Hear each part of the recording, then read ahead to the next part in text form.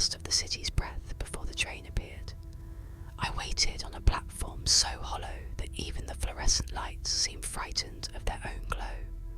The train slid in with the precision of a blade, doors peeling open in silence, like a mouth preparing to swallow. I stepped inside. They were already there. Dozens of passengers arranged in still life perfection. A man with a briefcase caught mid-sigh, a woman with her phone angled toward her face, a child clutching a newspaper mid-turn of a page. Every detail suspended. No breath, no blink, no twitch of fabric, not even the vibration of steel against steel. The train was in motion, and yet nothing moved except me. I whispered a greeting, desperate to disturb the tableau. The air devoured it. As I walked down the aisle, the glow of phones followed me. Each screen pulsed with the same message. Xia Yi Jian, Bai Yuo. The next stop is me. Line after line, repeated like scripture. A man's laptop had frozen on a chat window, every username my own. A cracked screen spiderwebbed the phrase into fragments, yet the meaning remained intact. It was never theirs, it was always mine. The speakers came alive. A cheerful chime stretched too long, bent out of shape until it collapsed into a groan. The announcement arrived not as one voice, but many layered over each other. French first, La prochaine station est. Then Korean, Dium Yogun. Arabic, Elena Mishtelitli. Mandarin, Xia Yijian. And finally English. The next station is, followed by my name, pronounced in all tongues, each syllable weighted like a curse. The windows betrayed me. I looked out for the blur of tunnel walls, but instead the darkness was stitched with symbols, tumbling in sequence, counting backward. 10, 9, 8. Shapes not mine, but understood all the same, their urgency undeniable. Each second they pressed deeper into the glass, as though carving into the marrow of the train itself. I remembered the publicist's words, months ago over drinks. Schedules are just stories. Let the clock publish you. His laugh then had been careless. Now I heard it again, echoing beneath the wheels that refused to turn. Only this time the laugh was tight, manic, like someone trying to sell me my own obituary. The apprentice had warned me too. A sketch in her notebook of doors opening to nothing, diagrams that bent rail lines into spirals. Don't board, she had written in pencil, smudged with her thumb. The doors are hungry. I had laughed at her superstition. Now her warning surfaced in the condensation on the windows, handprints pressing from the other side. Then came the official, his voice crisp, dry, reading from invisible paper. For your safety, all movement has been suspended. Please remain still. The sentence broke midway, replaced by something closer to a prayer. Please remain your name. The intercar door at the far end unlatched without my touch. Beyond it, not another carriage, but a platform that should not exist, flooded in artificial light. Across its wall, red diodes blazed. Benjan Jong Dan, whoa. Terminal station, me. Applause echoed from nowhere, slow, deliberate, like hands clapping through thick cloth. My reflection in the glass leaned toward me, lips forming my own words with an alien patience. I turned to retreat, but the passengers shifted all at once.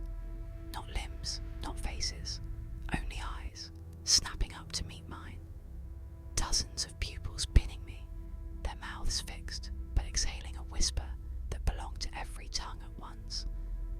Next stop, you. I froze, yet my reflection outside the glass moved freely, smiling as if he had been waiting all along. He lifted his hand to the window. My palm, against my will, mirrored him.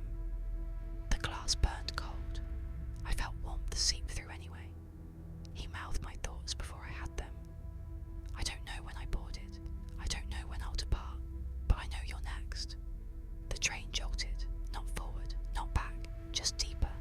Lights faltered, and the symbols candles outside spun faster, spiralling into themselves until the countdown became an intake of breath. The whispering grew into chant, into hymn, into one unbroken note. The doors opened again, and the platform's LED sign flickered, the words rearranged. The red glow cut across the steel and across my bones. Next stop, you. Run. Next stop me. Part 2 jars, 7,873. I staggered backward, but the carriage stretched, aisle elongating like elastic, every step pulling me no closer to safety. The passengers followed with their eyes alone, heads tilting in synchronized precision. Their stillness mocked me. Their silence pressed against my ears until I swore I heard blood instead of breath. The child in the third row lowered her phone at last. For the first time, motion. Her screen still glowed, but not with the chat. Instead, a camera app reflected my own face, distorted, too wide, too thin, teeth pressed against the glass. The me in her screen blinked, though I had not. He mouthed words I didn't dare hear. The official's voice cracked through again, paper shuffling, as though bureaucratic procedure could smother the impossible. Attention passengers, the following names are scheduled for termination. He began to list them, syllables crumbling mid-air, but every attempt returned to mine, looping endlessly, an endless ledger that only knew how to inscribe me. The publicist overlaid him, a grin audible in every syllable. Perfect rollout, he said. It's not a warning, it's branding. Imagine the campaign. Next stop, me. Viral, global. The fear is the hook. He laughed. You don't even need to survive for it to work. The apprentice crouched in the reflection of the glass beside me, her voice urgent, low. You can step out if you misspeak. Say your name wrong. Break the rhythm. The door expects precision. Disappoint it. The announcement chime rang again, pristine and cheerful, as if none of this had happened. The chorus repeated, Jia Yijan, La prochaine station, Dayum Yogun, LMHT Plus, L'Atelier, next stop. My name trembled on their collective tongue, waiting for me to agree. I refused. I twisted the syllables, mangled them, turned my name into metal filings in my mouth. The sound was ugly, wrong.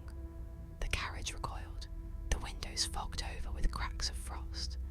The reflection faltered, his smile stiff, his palm slipping from the glass.